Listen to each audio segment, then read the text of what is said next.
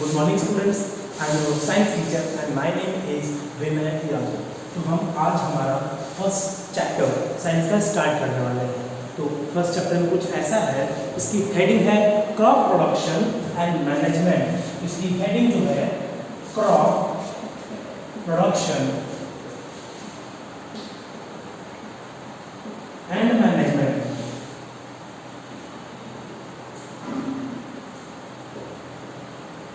तो देखो यहाँ पे हमें हेडिंग से साफ साफ पता चल रहा है कि इस चैप्टर में क्या होने वाला है। इस चैप्टर में हम क्रॉप का प्रोडक्शन देखेंगे कि क्रॉप कैसे हम प्रोड्यूस करते हैं और उसका मैनेजमेंट भी देखेंगे कि उसको हमें कैसे मैनेज करना चाहिए। जो हमने क्रॉप उगाई है वो काफ़ी अच्छे से उगे। हम ये सारी चीज़ें इस चैप्टर में देखने वाले हैं। तो चलो हम अपना चैप्टर स्टार्ट करते हैं। You have learned that all living organisms require food। तो हमने ये चीज़ 7th स्टैंडर्ड में पहले ही पढ़ ली है कि जितने भी लिविंग ऑर्गेनिज्म हैं, humans, animals, plants, any other living organism, सभी को क्या चाहिए? फूड चाहिए। अगर उनको सर्वाइव करना है तो, अगर उनको जिंदा रहना है तो। Plants can make their food themselves। Can you recall how green plants synthesize their own food? तो हमने इस समय में देखा है कि जो प्लांट होते हैं सिर्फ वो ही अपना फूड खुद से बना सकते हैं। और जैसे कि हम हैं ह्यूमंस, एनिमल्स, अपना फूड खुद से नहीं बना सकते हैं। तो जो प्लांट्स हैं वो अपना फूड खुद से बनाते हैं, तो हम उनको बोलते हैं ऑटोट्रॉफिक। हम उनको बोलते हैं ऑटोट्रॉफिक।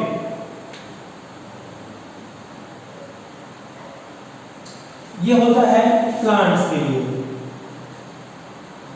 हम ह्यूमंस या फिर एनिमल्स अपना फूड हम खुद से नहीं बना सकते हैं, तो हमें बोलते हैं हेटेरोट्रॉफिक।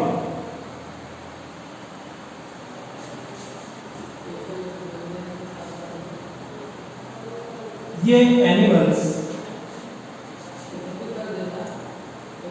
एंड ह्यूमंस हम सब इस कैटेगरी के अंदर इंक्लूड होते हैं, और जो प्लांट्स है वो इस कैटेगरी के अंदर इंक्लूड होते हैं। ठीक है, तो इतना हमें इंट्रोडक्शन से पता चलता है। अब हम आगे देखते हैं। Let's move. You already know that energy from the food is utilised by organism for carrying out their various body function such as digestion, respiration and excretion. जैसे कि हमारे बॉडी में बहुत सारे अलग अलग प्रोसेस चालू रहते हैं। Different types of process are running in our body. तो हमारे बॉडी में जैसे कि डाइजेशन, हमने कुछ खाया, हमने कुछ कंज्यूम किया, वो हमारे पेट में जब जाता है, we have to digest that thing, then only the fat will not arise in our body because of digestion. Respiration and excretion, we get our food from plants और एनिमल्स और बोथ। तो चलो, तुमने अभी मैंने तुमको बोला कि ये जो हमारा फूड्स है, जो हम फूड कंज्यूम करते हैं, the food that we consume comes from plant. ठीक है, मैंने तुमको बोला। अब मैं तुमको ये भी बोल रहा हूँ some type of foods that we consume also come from animals. तुम्हारा यहाँ पे क्वेश्चन आया होना चाहिए कि ऐसे कौन सा फूड है जो एनिमल से होता है, जो हम कंज्यूम करते हैं। अब मैं तुमको एग्जांपल देता हूँ कि जो एनिमल कौन से टाइप के फूड्स को ग्रो करते हैं, ग्रो नहीं करते हैं, वो बस बनाते हैं अपनी बॉडी के अंदर, या फिर वो एनिमल ही हमारा फूड होते हैं। जैसे कि एग्जांपल मिल्क, ये एक एनिमल, एक नहीं बहुत सारे अलग अलग एनिमल्स प्रोड्यूस करते हैं। जैसे कि cow, buffalo, goat, camel and etcetera etcetera. बहुत सारे various types of animals are there that produce milk। Okay, and next example, best example, many of you know, all of you know, egg। हम सब जानते हैं अंडा। अंडा लगभग सारे ही एनिमल्स, मतलब जो वो होते हैं नॉन मैमल्स होते हैं, वो सब अंडा देते हैं। तो जो अंडा होता है इनको भी हम कंज्यूम करते हैं। we also consume eggs, milk, and the other example is meat। Meat, हम मीट भी कंज्यूम करते हैं एनिमल्स का।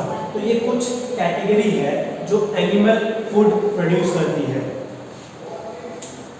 हम आगे मूव करते हैं। Agricultural practices. When plants of the same kind are cultivated at one place on a large scale, it called crop. तुमने एक आम का पेड़ उगाया है, वो हो गया ट्री। तुमने बहुत सारे गेहूं उगाए हैं, वो हो गए crops. Crop of wheat.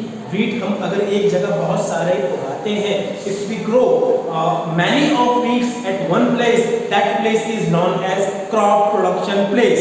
And the crop जो हमने वीट को उगाया है उसको हम बोलेंगे क्रॉप। ठीक है, चलो for example crop of wheat, देखो मैंने जो एग्जाम्पल दिया यहाँ पे आ गया। For example crop of wheat means that all the plants grown in a field are that of wheat. जो भी हमने उस फील्ड पे उगाया होगा, उस फील्ड पे हमने जो भी ग्रो किया होगा, वो सब अगर वीट है तो हम उसको बोलेंगे crop. Simple. You already know that crops are of different types like cereals, vegetables and fruits. These can be classified on the basis of the season in which they grow. तो यहाँ पे जो crops होते हैं वो अलग अलग type के होते हैं। जैसे कि मैंने एक एग्जांपल अभी तुमको दिया, वीट। काफी बार राइस उगाते हैं ऐसे ही एक फील्ड में, लेकिन पूरे फील्ड में राइस ही होना चाहिए। मूंग उगाया है तो पूरे फील्ड में मूंग ही होना चाहिए।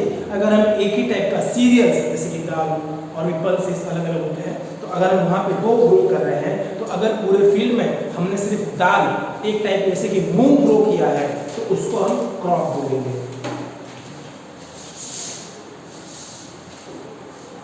India is a vast country. The climatic condition like temperature, humidity and rainfall vary from one region to another. Accordingly, there is a rich variety of crop grown in different parts of the country. Despite this diversity, two broad cropping patterns can be identified. Okay. तो मैंने कुछ ऐसा बताया है कि हमारी India बहुत ही बड़ी कंट्री है। इन टर्म्स ऑफ एरिया हमारा जो इंडिया है वो 7th नंबर पे आता है। इन टर्म्स ऑफ एरिया हमारा जो इंडिया है 7th नंबर पे आता है। इतनी बड़ी है हमारी कंट्री पूरे वर्ल्ड में। तो यहाँ पे हमें ये पता चलता है कि हमारी कंट्री बहुत बड़ी है। तो अगर बड़ी कंट्री है तो हर जगह पे एक ही जैसा तो क्लाइमेट नहीं होने वाला। क्लाइमेट हर जगहों पे, हर प्लेस पे चेंज होगा। अगर क्लाइमेट चेंज है तो अगर फॉर एग्जांपल मुझे उस जगह पे वीट उगाना चाहिए, इस जगह पे राइस उगाना चाहिए, वहाँ पे मुझे पल्सेस उगानी चाहिए, तो मैं अगर अपोजिट कर दूंगा तो खराब हो जाएगा।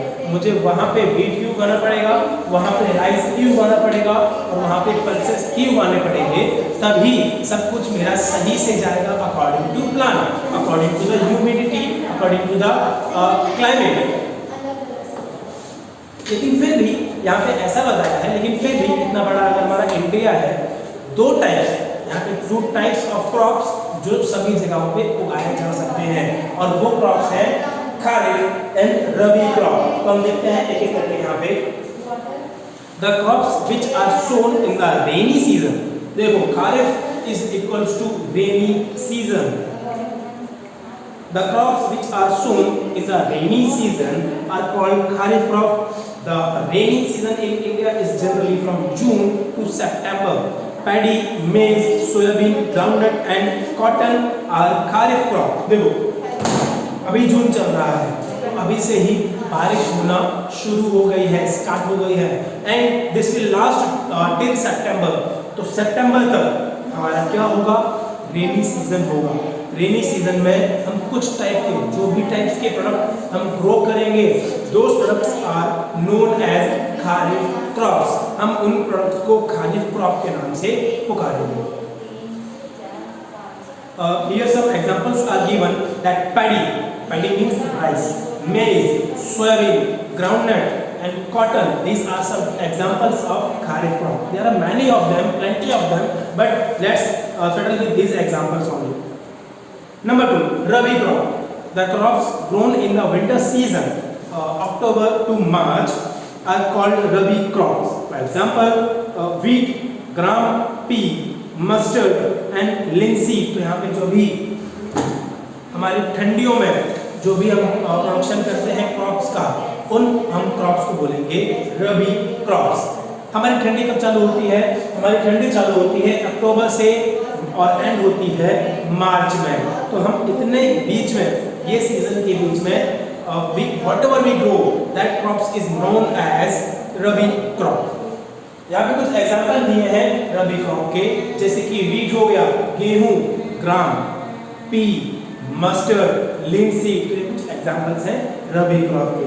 तो यहाँ पे हमने अभी देखा agriculture practices and types of crops. हमारे इंडिया में मेनली 2 टाइप्स के क्रॉप्स होते हैं। पहला है खारिफ क्रॉप, दूसरा है रबी क्रॉप। तो चलो हम यहाँ पे कुछ और देख लेते हैं कि प्रोडक्शन कैसे होता है, हमें कैसी कैसी चीजें करनी पड़ती हैं प्रोडक्शन के पहले। Basic practices of crop production. Cultivation of crop involves several activities undertaken by farmers over a period of time. You may find that these activities are similar to those carried out by a gardener or even by you when you grow ornamental plants in your house. तो यहाँ पे जो activities हैं, हम उन activities से अच्छे खासे फैमिलियर हैं। कैसे? तुमने कभी ना कभी एक गार्डनर को, एक माली को देखा होगा गार्डनिंग करते हुए, या फिर कभी कभी तुम में से कुछ लोगों ने खुद ही घर पे भी गार्डनिंग की होगी। पहले हम गड्ढा खोदेंगे, गड्ढे में सीड्स डालेंगे, वाटर डालेंगे, तो क्या होगा? हमारा क्रॉप ग्रो होगा। तो वही कुछ प्रोसेस होता है हमारे एग्रीकल्चर में भी। तो वहाँ पे कुछ डिफिकल्ट प्रोसेस होते हैं। देखते हैं कि हमारे जो फार्मर्स हैं वो क्या प्रोसेस को फॉलो करते हैं। पहले प्रिपरेशन ऑफ सॉइल। हमें पहले सॉइल को उस टाइप का बनाना पड़ेगा जिस टाइप से हमें वहाँ पे प्रोडक्शन करना है। तो पहले हम सॉइल को खोदेंगे। We dug the soil to make it more smoother. Sowing, तो हमने यहाँ पे क्या किया? सॉइल को यहाँ पे सो किया है, मतलब डगिंग की है। Adding manure and fertilizers, तो हमने फिर उसको खाद, पानी उसके अंदर डाला है। इरिगेशन, यहाँ पे इरिगेशन फैसिलिटी सबसे इम्पॉर्टेंट होता है अगर हमें प्रोडक्शन करना है। तो जब तक हमारे क्रॉप्स को इरिगेशन फैसिलिटीज मींस वाटर नहीं मिलेगा, हमारी क्रॉप्स कैसे ग्रो होंगी? प्रोडक्शन फ्रॉम वीड्स, तो weeds are those unwanted plants in the production that will absorb all types of minerals from the soil. हमें वो नहीं चाहिए। जो वीड्स होते हैं सारे मिनरल्स को एब्जॉर्ब कर लेते हैं, हमें वो नहीं चाहिए। तो उनको निकालना जरूरी है, उनको रिमूव करना जरूरी है। हार्वेस्टिंग मतलब कटिंग, सिंपल सी बात है। जब वो अपना ग्रो हो जाएंगे तो उनको हमें कट करना पड़ता है। And last process is storage. तो हमें उनको जब कट करते हैं तो उनको कट करके एक जगह पे स्टोर भी करना पड़ता है। हम उनको इंस्टेंटली नहीं खा सकते हैं क्योंकि वो बहुत ज़्यादा क्वांटिटी में है। We have to store those and some of them we can sell in market. तो हमने अभी देखा कि kharif crop, rabi crop, these 2 types of crops we can grow all over India। और दूसरा हमने देखा कि जो हमारा प्रोडक्शन है उसमें कौन कौन से स्टेप्स इंक्लूडिंग है। तो यहाँ पे हम आगे का बाद में कंटिन्यू करेंगे। Thank you.